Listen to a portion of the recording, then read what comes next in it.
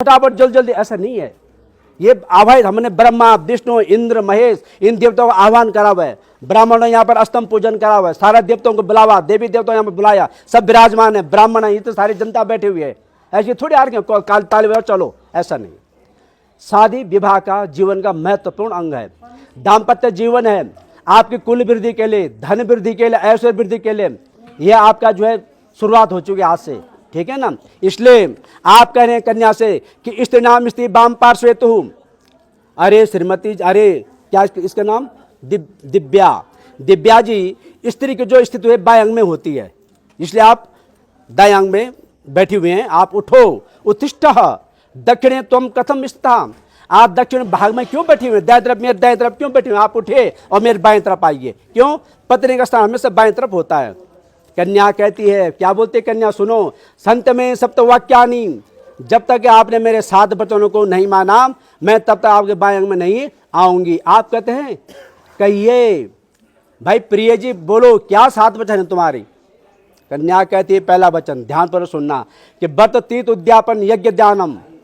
आप जब कभी अपने घर में व्रत करोगे, यज्ञ करोगे, दान करोगे, किसी प्रकार का भक्त पूजना करोगे तो मेरी सहमति आपको लेनी होगी। किसकी सहमति, पत्नी की, ठीक है ना, मेरी सहमति लेनी होगी। यदि आपको मेरा यह पहला वचन स्वीकार है, देखो बड़ा अच्छा वचन है जिससे दाम्पत्य जीवन में समझ से बना रहा है, ठीक है ना।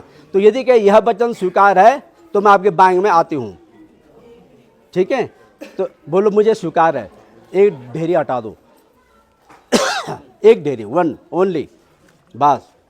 दूसरा वचन, हव्य प्रदाने, हव्य प्रदाने कव्य प्रदाने, ठीक है। हव्य मतलब हवन, पितरों को देवताओं को खुश करने के लिए हवन किया जाता है। जैसे यहाँ पर हम हवन क्यों किया, देवताओं को प्रसन्नचित करें, जितने देवता आवाज देवता ही हैं इनको खुश करने के लिए हवन करा। और हवन किसी के बाद लाजा होम, मतलब धान के खील का हवन। अब यहाँ पे इतने सारे लोग बैठे हुए, किसी को पता नहीं कि धान के खील का हवन क्यों किया जाता है।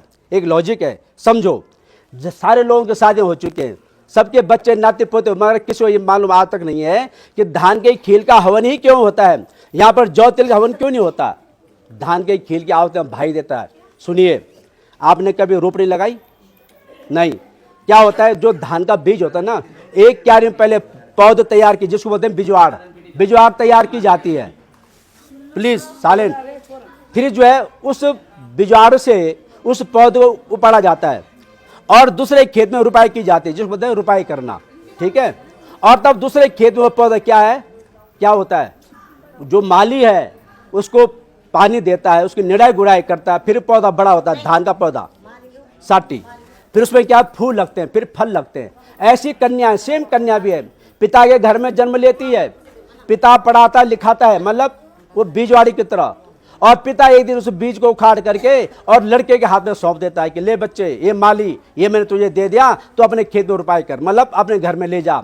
अब कन्या पति के घर में जाती है तो पति घर में क्या होता है, पति उसकी देखभाल करता है। ये नहीं कि पति को अनाप शनाप बोलो, नहीं, पति स्त्री का, जो जिस घर में स्त्री का सम्मान होता है, यत्र नारी पूजनते तत्र रमन्ते, जो देवता